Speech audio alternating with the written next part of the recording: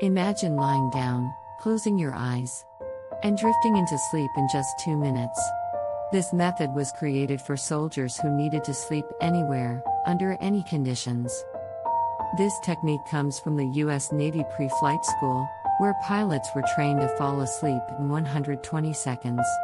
The secret is relaxing the body layer by layer. Step 1. Relax every muscle in your face. Release your forehead, jaw, and even the small muscles around your eyes. When your face softens, your brain receives a powerful signal that it is safe to sleep. Next, let your shoulders drop naturally. Let your arms rest until they feel heavy and warm. This removes the ready posture that keeps your body alert. Now exhale deeply. Imagine your breath traveling down your legs. Relax your thighs, calves, and feet until everything feels loose and grounded. To quiet your mind, hold a single gentle image for 10 seconds.